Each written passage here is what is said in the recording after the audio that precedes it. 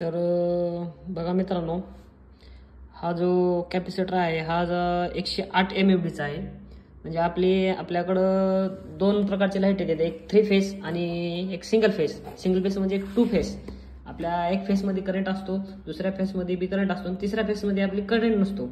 त्याच्यामुळं काही शेतकऱ्यांना अडचण येते की दिवसातून फक्त 8च तास आपल्याला लाईट चालू शकते. त्याच्यामुळं आपण आपला एक छोटासा जुगाड आहे. तर हा जो कॅपॅसिटर आहे हा एका फेसमधून दुसरा फेस तयार करतो. म्हणजे आपली जी मोटर आहे ते 2 फेसवर चालवण्याचं काम हे करतो. तर आणि हा जो कॅपॅसिटर आहे आपल्या आपल्या व्होल्टेजनुसार आपण हा कॅपॅसिटर वापरू शकतो. जसं की आपल्याकडे व्होल्टेज जर जास्त असेल, जसं की 250 असेल, 250 300 जर असेल तर आपण हा कॅपॅसिटर वापरू शकतो. आणि आपलं व्होल्टेज जर कमी असेल, जसं की 150 200 असेल, तर हा आपण दुसरा 108चा 120चा 144चा आणि 216चा आपण कॅपॅसिटर वापरू शकतो. 216चा कॅपॅसिटर ज्या कॅपॅसिटर मोटर चालत नाही तर आपण कॅपॅसिटरची कॅपॅसिटी वाढवून घ्यायची आहे. जसं की हा 108 mFDचा आहे, ह्याला आपण जर दुसरा छोटा कॅपॅसिटर लावला 50 mFDचा तरी पण आपण मोटर चालू शकतो. तर आपण देशाच्या मोटरीनुसार HP नुसार आपण कॅपॅसिटर बसवू शकतो.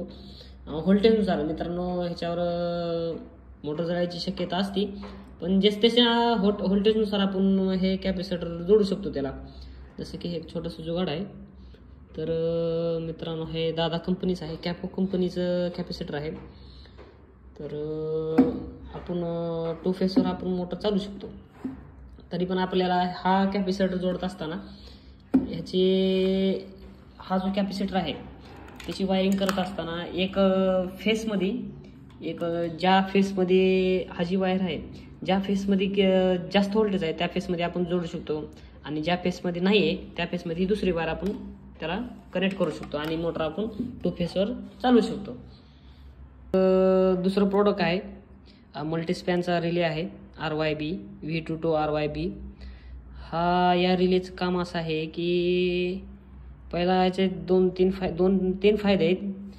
पहिला फायदा असा आहे की हा रिले जो आहे तो आपल्या सिच्युएशननुसार आपल्या लाईटनुसार वर्क करतो. आणि ह्या रिलेला आपण RYB हे तीन सप्लाय द्यायचा असतो. आपला हा जो रिले आहे